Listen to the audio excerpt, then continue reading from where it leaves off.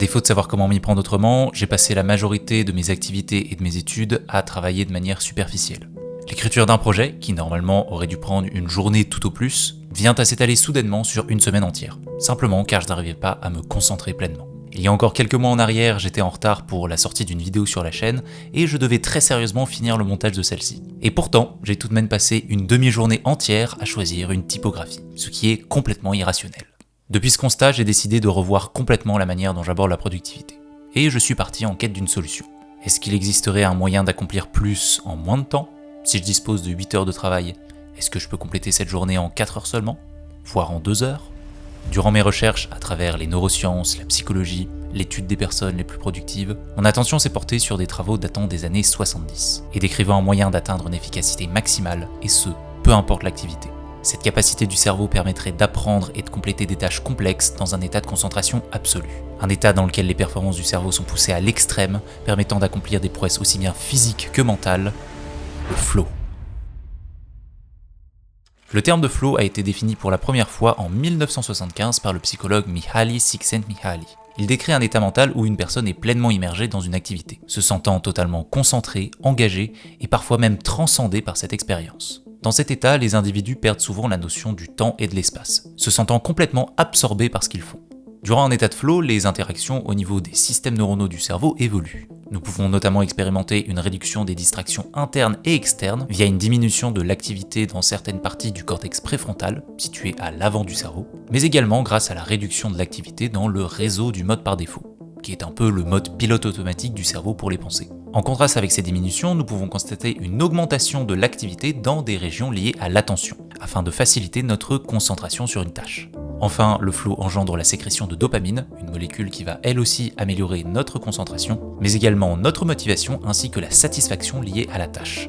Bon, ça fait beaucoup d'infos, mais l'idée principale est que durant le flow, nos performances sont maximales et que notre motivation augmente drastiquement. Maintenant, la question est, comment pouvons-nous atteindre un tel état de concentration ? Dans cette vidéo, je vais vous partager 5 habitudes que j'ai mis en place pour favoriser un état de flow dans mon travail et apprendre à mieux maîtriser mon attention. La plupart de ces techniques sont ancrées dans la psychologie et les neurosciences et ont eu un impact majeur sur ma productivité. Et la découverte la plus flagrante que j'ai réalisée à travers l'application de ces habitudes est que nous n'avons pas nécessairement besoin de 8 heures de concentration parfaite pour réaliser des progrès. Avec ne serait-ce qu'1 ou 2 heures de travail intense sur la tâche la plus importante, vous pourriez faire des progrès significatifs vers vos objectifs. Simplement car ces heures de travail ont maintenant beaucoup plus de valeur. Si vous êtes un habitué des conseils de productivité, vous avez déjà probablement entendu celui-ci un nombre incalculable de fois. Pour éviter d'être distrait, éliminez les distractions.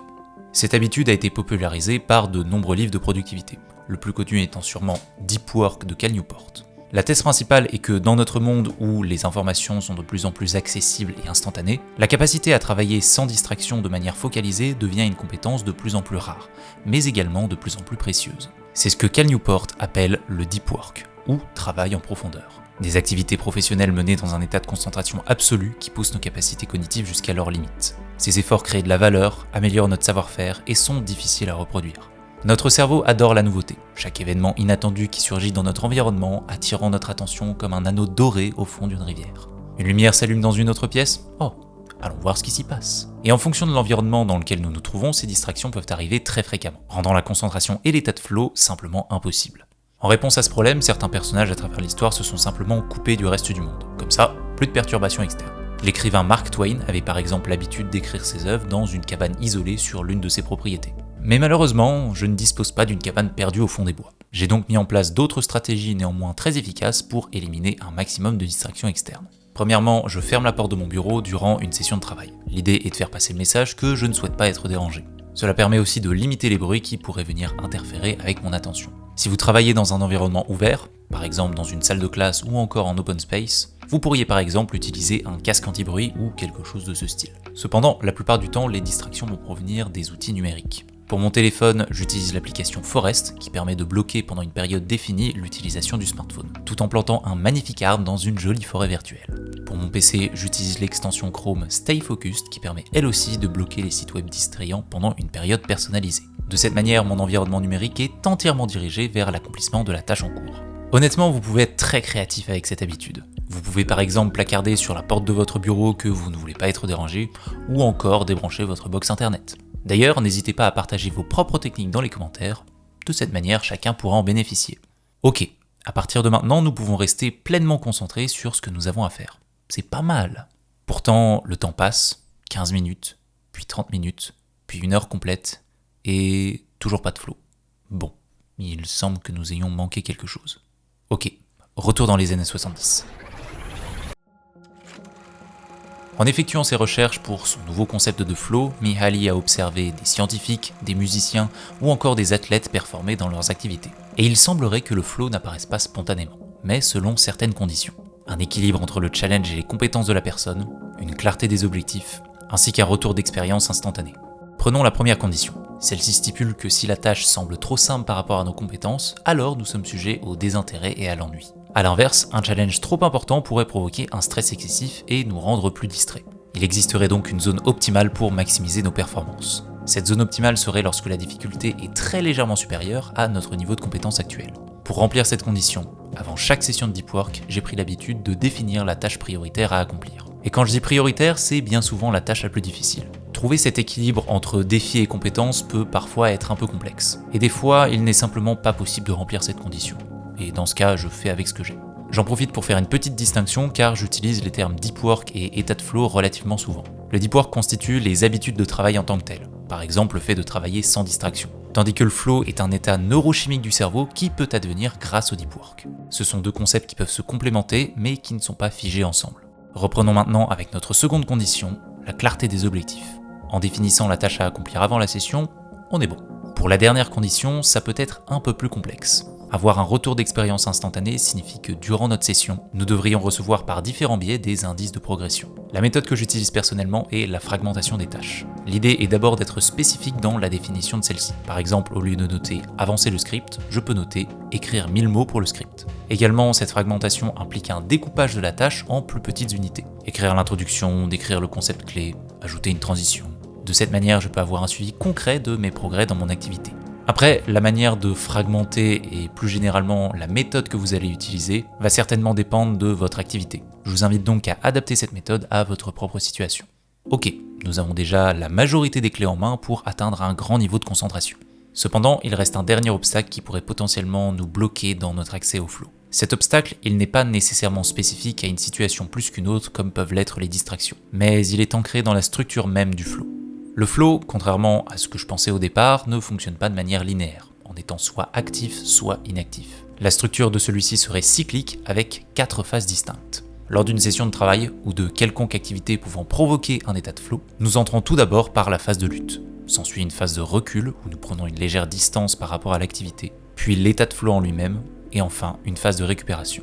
L'obstacle en question, comme vous l'aurez sûrement deviné, se trouve être la phase de lutte. C'est durant celle-ci que nous pouvons rencontrer le plus de résistance, avec un effort constant de concentration, sans nécessairement obtenir le résultat attendu qu'est le flow. Cette phase durerait, selon les personnes et les activités, entre 10 et 30 minutes. 10 à 30 minutes dans lesquelles nos efforts ne semblent pas vraiment récompensés et où notre productivité n'est pas vraiment impressionnante. Mais cette phase permet de mettre en lumière 2 points majeurs. Premièrement, si l'objectif est de maximiser les bénéfices liés au flow, réaliser des sessions de travail de 30 minutes ou moins semble clairement contre-productif. D'ailleurs, c'est l'une des raisons qui me pousse à éviter la technique Pomodoro, qui est une technique de productivité extrêmement connue qui consiste à travailler pendant 25 minutes, puis à faire une pause de 5 minutes, en répétant ce cycle autant de fois que nous le souhaitons. Ce mode de fonctionnement par tranche de 25 minutes la rend peu compatible avec l'état de flow, car au moment d'accéder à celui-ci, la pause survient, ce qui nous ramène potentiellement au début du cycle. Suite à cela, je vous recommanderais plutôt de réaliser des sessions d'1 heure au minimum. Selon moi, c'est la durée idéale pour rentabiliser nos efforts durant la phase de lutte et profiter pleinement des bénéfices liés au flow. Avec l'habitude, il est tout à fait possible d'étendre cette durée à 1h30, 2h et ainsi de suite. Deuxième point majeur, cette phase de lutte ne bénéficiant pas des effets de focalisation intense du flow, nous sommes beaucoup plus sujets aux distractions. Nous en avons déjà éliminé une grande partie en éliminant un maximum d'informations externes, mais le cerveau reste très fort pour se distraire lui-même.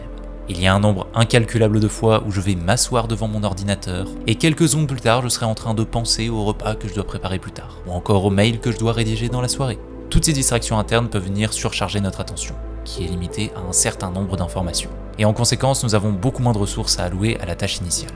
Pour contrecarrer ce problème, j'ai pris l'habitude de toujours avoir un carnet sur mon bureau. Cela me permet, à chaque fois qu'une idée un peu trop présente fait son apparition, de la noter dans ce carnet. De cette manière, je n'ai plus à y penser et cela décharge mon attention, ce qui me permet de revenir à ce que je faisais initialement.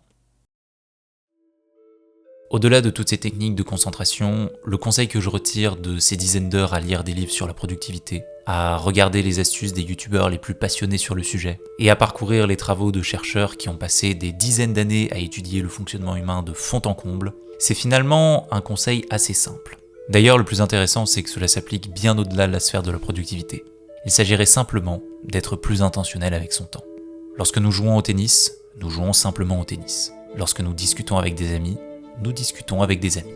Et lorsque nous travaillons, eh bien, nous travaillons, en étant pleinement présents dans l'activité. Cela pourrait non seulement être la clé de meilleures performances, mais aussi potentiellement d'une vie plus heureuse. C'est d'ailleurs la thèse de nombreux pratiquants de méditation, et même de Mihaly lui-même lorsqu'il a découvert le flow dans les années 70, qu'il nommera plus tard « expérience optimale ». Ce qui rend ce concept de flow si intéressant, et ce pourquoi je vous en ai parlé, ça n'est pas juste pour vous montrer qu'on peut augmenter notre productivité grâce à lui. Là, derrière chaque activité, chaque instant quel qu'il soit, se trouve une occasion de vivre une expérience en immersion complète, où il n'y a pas de préoccupations, pas de problèmes du passé qui ressurgissent, pas d'angoisse d'événements futurs, rien de tout ça, simplement nous et l'activité. Sur ce, merci beaucoup d'avoir regardé cette vidéo, je vous dis à la prochaine.